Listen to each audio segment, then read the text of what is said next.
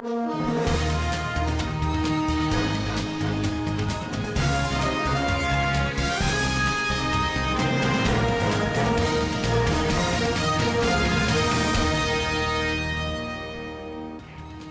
process is said to be on course. President Muhammad Buhari not spending a day extra, says the secretary to the government of the Federation.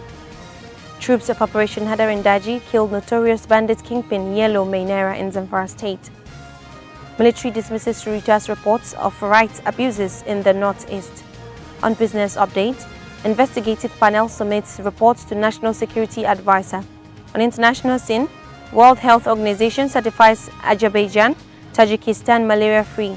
On sports, Messi's statue to stand alongside Maradona, Pele's at Comebel Museum. Hello and welcome to Standard Voice Television Newsroom. I'm Kuthum Muhammad. The Secretary to the Government of the Federation, SGF, Mr. Boss Mustafa, says the transition process to hand over to the new elected government is on course. Mr. Mustafa, who is also the chairman, Presidential Transition Council, gave the assurance on Tuesday at a news conference to brief journalists on the update of the transitional process since the committee was inaugurated. News report that the federal government on February 14th inaugurated a 22-man Presidential Transition Council ahead of the 2023 handover to the incoming government. The transition process is on course and all efforts are being made to ensure that it is smooth, and on May 29th there will be a formal transfer of power to the new president-elect. The president-elect Asiwaju Bola Ahmed Tinubu has nominated 2 persons into the Presidential Transition Council, PTC.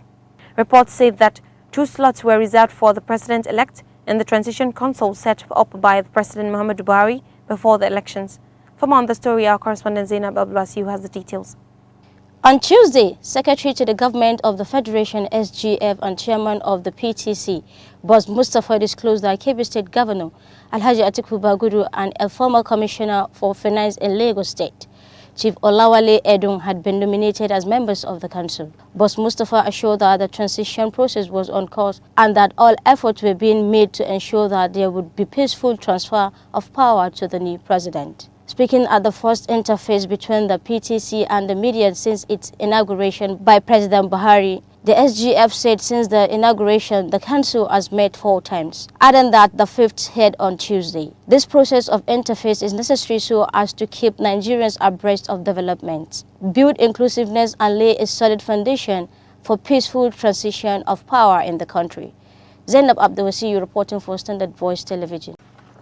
Troops of Operation HADARIN DAJI in a clearance operation conducted have successfully neutralized some dreadful bandit kingpins to include Yellow NAIRA and 9 members of Hamisu Black who were terrorizing innocent citizens around Mayasa, Birane, Yambuki, Kwashabawa and other villages around Zurmi local government area, some parts of Karannamoda, Shinkafi local government areas and Niger Republic. Reliable sources within the military have confirmed the development, saying the new tactics of onslaught against recalcitrant bandits will be sustained to ensure restoration of peace in northeast and the country as a whole. According to the sources, the gallant troops have also killed another dreadful bandit kingpin, Meikwahara, and his 11 foot soldiers at Marake village of Gusau local government area. The operations was led by the Commander Joint Task Force Northeast Operation HADARIN DAJI, General Officer Commanding 8th Division Nigerian Army, Major General G.M. Mutkut, along with the Commander of 1 Brigade Nigerian Army Gusau, Brigadier General S. Ahmad, who is in charge of ZAMFARA, and KB and other military operatives. Governor Aminu Masari of Katsina State has approved the formation of a 40-member transition committee for the handing over of the baton to the incoming administration in the state. The governor also approved the appointment of a 43-member inauguration committee for the new administration, which comes into office on May 29. Secretary to Katsina State Government Alhaji Muntari Lawal stated in Katsina on Tuesday that the 2 committees would ensure a smooth handing over to the incoming administration. The 40-member transition committee to usher in the government-elect, Dr. Diko Radda, is to be chaired by the Secretary to the State Government. Permanent Secretary Administration, Office of the Head of Civil Service, Alhaji Usman Isiaku, will serve as Secretary. Governor Masari also approved that the 43-member inauguration committee be chaired by the Commissioner for Water Resources, Alhaji Musa Adamu Funtua. The All Progressives Congress Zamfara State Chapter has petitioned the Independent National Electoral Commission requesting for review of declaration made by returning officer for Zamfara State governorship election held on the 18th March 2023. In a letter written to the chairman, Independent National Electoral Commission, Abuja Zambezi Crescent, Maitama, Abuja, by the council to the APC and made available to Standard Voice Television, the party rejected the declaration by the state returning officer in which the candidate of the People's Democratic Party (PDP) was declared winner. The party argued that what the state returning officer did contravenes the rules and guidelines for the conduct of the election. The party noted that there were polling units where elections did not hold, with several others where elections were cancelled, with total votes outnumbering the difference between the said winner with the governorship candidate of the APC. The party therefore rejected through its attorney to invoke powers to order the review of the elections. The chief bomb maker and a high-ranking member of the Boko Haram terrorist group, Awana Gaidam, has been killed by his own improvised explosive device, IED. Reports said that the 39-year-old terrorist was one of Boko Haram's experts in making improvised explosive devices, IEDs. Awana was reportedly responsible for planting many IED attacks on troops of Operation HADARIN along major highways between Maiduguri to Damboa, Bama to Pulka and Bita, and as well as Banki to Dara Jamal's general area.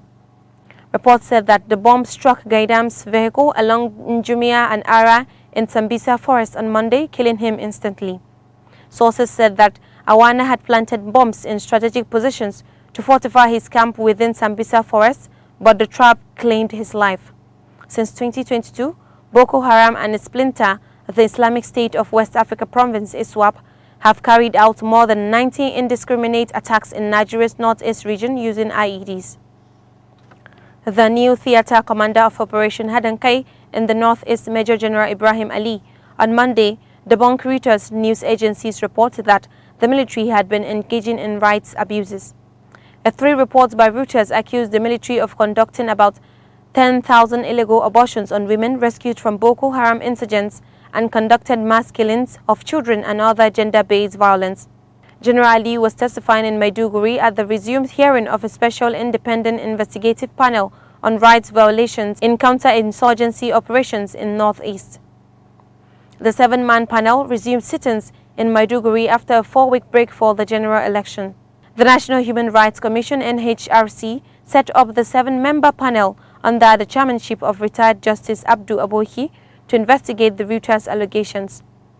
General Ali, who served as Sector 2 commander in Damaturu during the period under review, said he was not aware of any such abuses anywhere in the war theater. The federal government says it successfully averted over 4,000 impending strikes action by industrial unions across the country through dialogue in the last 7 years. Minister of Labour and Employment Dr. Chris Ngige made this known at the weekly ministerial briefing organized by the Presidential Communications Team on Tuesday in Abuja. According to him, dialogue remains the best tool for settling labour disputes. He said the federal government had been very proactive in handling industrial disputes. Now on business update.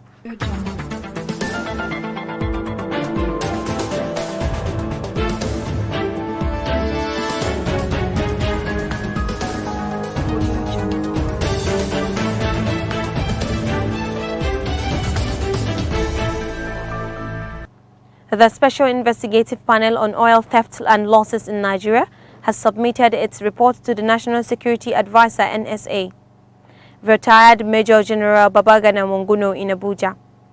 The head Strategic Communication Office of the National Security Advisor (ONSA), Mr. Zakari Usman, in a statement on Tuesday said the report was submitted on Monday. While submitting the report, the chairman of the panel, retired Major General Barry Indiomu, said the panel engaged key stakeholders from within and outside the oil and gas industry.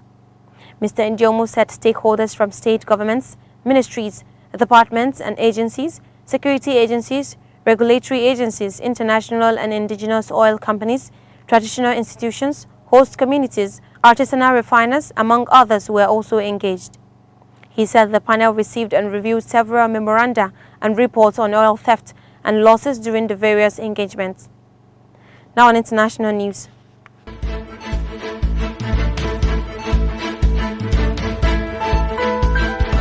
Audio Jungle.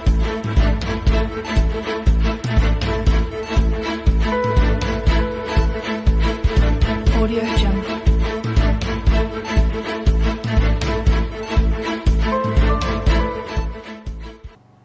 The World Health Organization has certified Azerbaijan and Tajikistan malaria-free for achieving the elimination of malaria in their territories. The certification follows a sustained century-long effort to stamp out the disease by the two countries. The World Health Organization made this known in a press statement made available to newsmen on Wednesday. The people and government of Azerbaijan and Tajikistan have worked long and hard to eliminate malaria, said World Health Organization Director Dr. Tedros Ghebreyesus. Their accomplishment is further proof that, with the right resources and political commitment, eliminating malaria is possible. The Director General hoped that other countries can learn from their experience. Certification of malaria elimination is the official recognition by the World Health Organization of a country's malaria-free status. Now on sport update.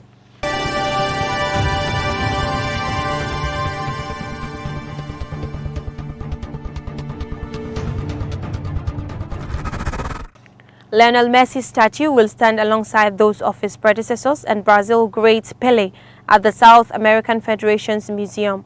The diminutive forward had stepped out of Diego Maradona's shadow by leading Argentina to a World Cup victory last year. Messi, holding a replica of the World Cup trophy, stood beside the life-size statue at an unveiling ceremony at the South American Football Federation, CONMEBOL, headquarters in Luque, Paraguay. The event was held before the Copa Libertadores draw on Monday. The 35-year-old emulated the late Maradona by leading Argentina to the first World Cup triumph in 36 years in Qatar in December 2022. Messi said he had never dreamt or thought about this development. He said his dream was to enjoy what he liked when he was little, to be a professional football player, to do what he always loved in this life. And that's all we have a news update for today, but before we go, a recap of the major headlines. Transition process is said to be on course. President Muhammadu Buhari not spending a day extra, says the secretary to the government of the Federation. Troops of Operation HADARIN DAJI killed notorious bandit kingpin Yellow May NAIRA in ZAMFARA state. Military dismisses Reuters reports of rights abuses in the northeast. On business update, investigative panel submits reports to National Security Advisor. On international scene, World Health Organization certifies Azerbaijan, Tajikistan malaria-free. On sports, Messi's statue to stand alongside Maradona, Pelé's at CONMEBOL Museum. Thanks for watching. That's all on the news. I'm Muhammad. Have a nice day.